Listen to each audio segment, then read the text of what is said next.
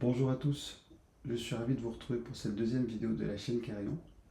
Mon objectif est de décoder l'univers de la tech pour rendre plus accessible le numérique à tout le monde. La semaine dernière, nous avons beaucoup parlé de DeepSeek et cette semaine, on va continuer à parler de la Chine car il y a encore eu de grosses news. Tout d'abord, DeepSeek, encore lui, inquiète les régulateurs européens. La France et l'Irlande examinent ces pratiques sur les données personnelles. En Italie, l'autorité de protection des données n'a pas traîné elle non plus. Elle a interdit temporairement l'accès à DeepSeek dans tout le pays.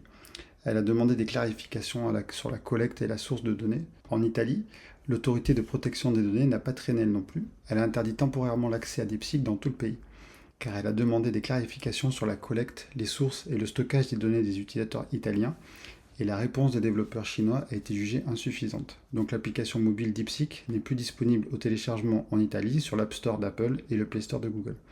Pour info, l'Italie avait fait la même chose avec OpenAI et ChatGPT en mars 2023.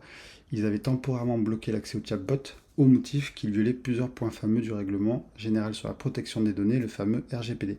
OpenAI a évidemment apporté les modifications nécessaires dans la foulée pour se conformer à ce règlement, mais l'enquête s'est poursuivie et en décembre 2024, l'Américain avait été condamné à une amende de 15 millions d'euros pour ces violations. L'Australie a décidé d'interdire l'utilisation des DeepSeek sur tous les appareils gouvernementaux face à un risque jugé inacceptable en termes de sécurité. Taïwan a interdit aux agences gouvernementales d'utiliser son modèle d'IA en raison de sécurité, car elle se méfie aussi des technologies chinoises en raison des revendications de la souveraineté de Pékin.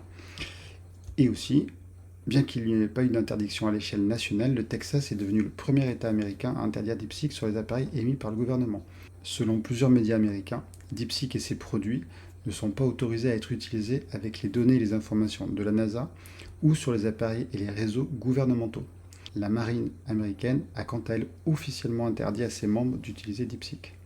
Le sénateur américain Josh Hawley a lui été encore plus loin, il a carrément présenté un projet de loi qui ferait encourir 20 ans de prison ou une amende d'1 million de dollars à toute personne téléchargeant l'IA chinoise. Quant à Liang Wenfeng, le fondateur de DeepSeek, lui, il a été célébré comme un héros.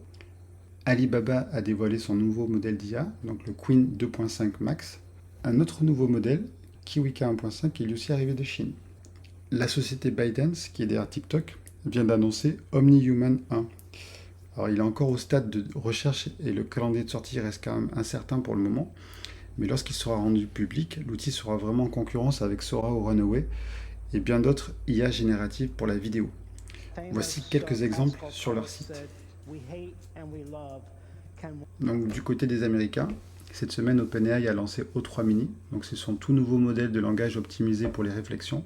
Il a également dévoilé Deep Research, un nouvel agent IA, qui serait capable d'éplucher des milliers de documents à votre place, donc des pages web, des PDF ou des images, pour générer un rapport détaillé qui prendrait plusieurs jours à un être humain.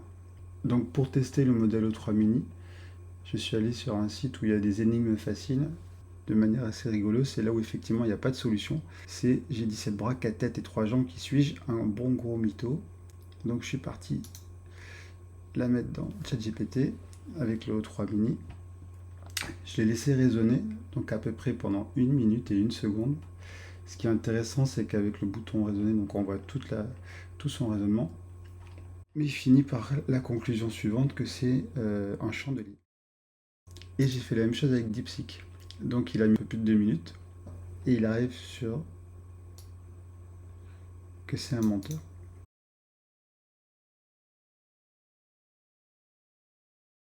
Par manque de vision sur ce secteur, Apple a abandonné son projet de lunettes de réalité augmentée qui devait rivaliser avec les lunettes intelligentes Ray-Ban de Meta. Cette décision fait suite à l'échec commercial du casque Apple Vision Pro. Si Apple reconsidère sa stratégie dans le secteur de la réalité augmentée, Meta, lui, enfonce le clou. Meta prévoit d'investir plus de 100 milliards de dollars dans la réalité virtuelle et augmentée cette année. Pour Mark Zuckerberg, 2025, c'est l'année cruciale pour leurs lunettes intelligentes. L'année dernière, Meta a investi plus de 20 milliards de dollars dans son unité Reality Labs. Donc c'est le labo qui produit à la fois les lunettes intelligentes Ray-Ban, mais aussi les casques de réalité Quest. C'est tout pour cette semaine. N'oubliez pas de cliquer sur like et abonnez-vous pour ne pas rater les nouvelles vidéos. À la semaine prochaine pour un nouveau condensé de l'actu tech.